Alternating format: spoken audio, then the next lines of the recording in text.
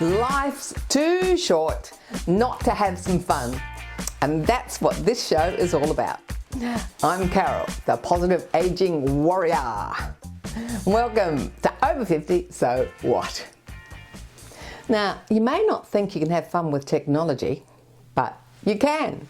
On the show today, we chat to Natika from the Australian Seniors Computer Clubs about how they can help us keep up with technology. And we also have a brief discussion on AI. Table tennis has been going 100 years in Victoria, and we learn there are regular players into their 80s, proving you can play at any age. And don't forget to join in with our 5-minute fitness segment after the break.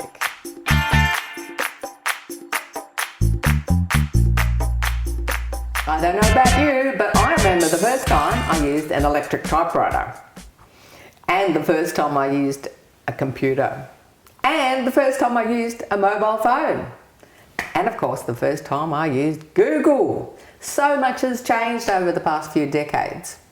A lot of it's made our lives more convenient and kept us more in touch with our loved ones. Digital technology will continue to evolve.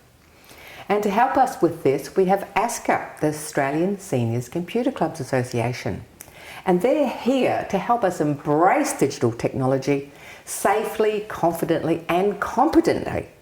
We're speaking again with Natika Halls-Wright. Tick, welcome back to the show. Great to have you on here again with some valuable information. Thank you for having me. For those viewers who haven't seen you before, can you give us a snapshot of what ASCCA is? So we're the national peak body representing seniors computer clubs around Australia. Traditionally computer clubs, now focusing on all sorts of technology. It's been shown that the majority of older Australians are probably on a tablet or a smartphone rather than a computer these days. So our role is to advocate when it comes to government policy. We've played an important role in forming decision-making processes for government when it comes to rolling out technology. Well, I think we'll leave all that political stuff to you. Yeah. What about all the stuff you do for the average person watching, helping them to keep safe and competent online? Our member clubs are all around Australia, and they are passionate about supporting other seniors to use technology confidently, competently and safely. Obviously, safety is a huge concern for a lot of people who haven't necessarily grown up with technology. I'm similar to you. I can remember my first computer class in high school with the black screen and the orange font way before Windows. I mean, a lot of us haven't grown up with a device in our hands like the kids are these days. And so there's a level of fear and concern from a lot of older people in our communities. And so our clubs are there to be those passionate advocates and supportive groups. Oh, I've got a couple of next level nerd friends that whenever there's an update, we're like, oh, have you seen it can do this? Have you seen it can do that? And you need someone like that in your life. Otherwise you sit there and go, I'm quite happy doing what I'm doing, but then a year down the track everything's changed and you're like, oh, that doesn't work anymore. So what do you reckon are the top reasons that we should all be keeping up to date to a certain level with technology? Lifelong learning is definitely a good enough reason to be learning something new every day if we can. But I think the way things are moving, we definitely are going to be putting ourselves at a disadvantage if we don't keep up with technology.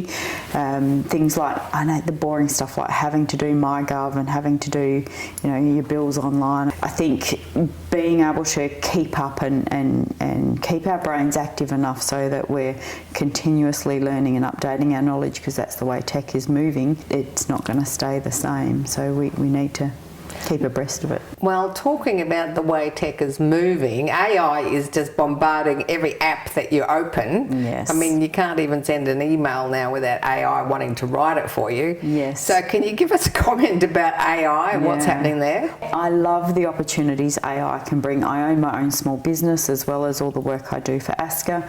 So it's helping increase efficiencies, and if you're in small business, you're the chief bottle washer, you're the bookkeeper, the doer, the cleaning lady, everything. So being able to increase your efficiencies with AI makes a huge difference for us. In the seniors context, where are we at? Why do we need this? What benefit is it going to bring to our lives?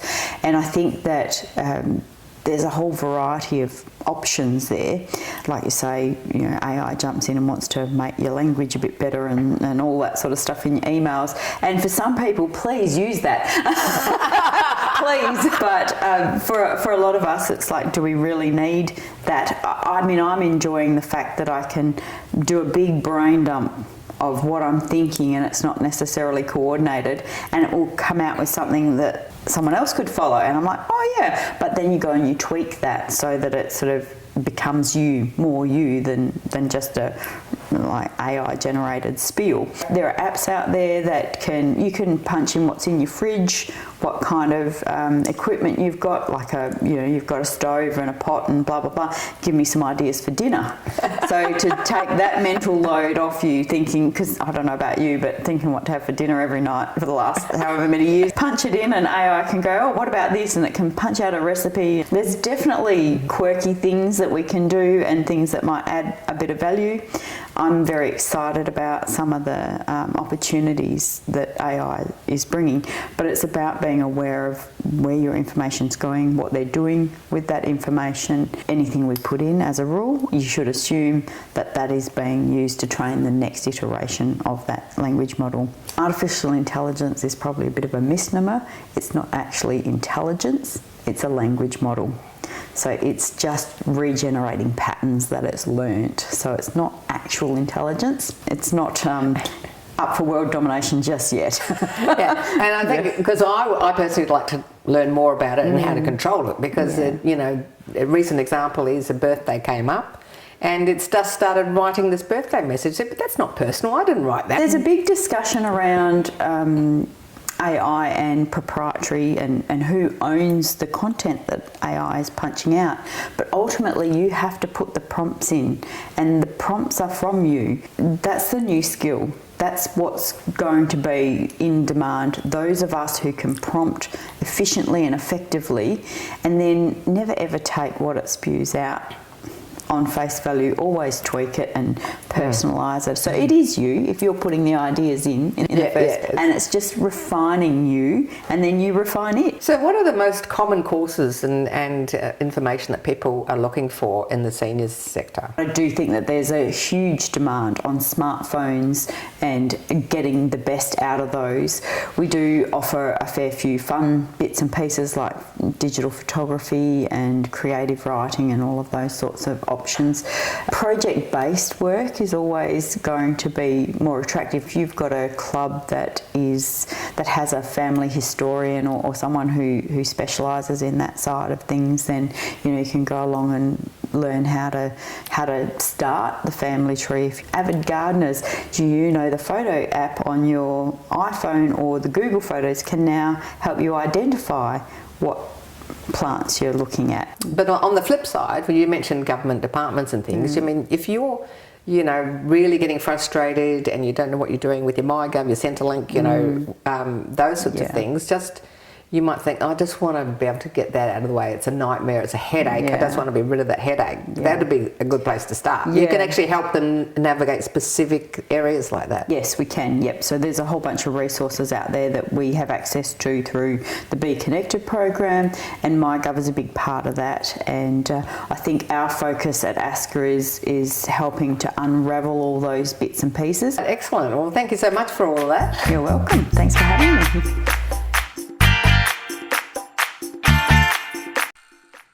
Thanks for watching our TV show.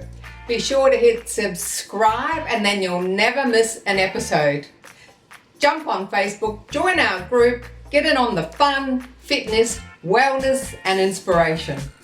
I'm Carol, over 50, so what?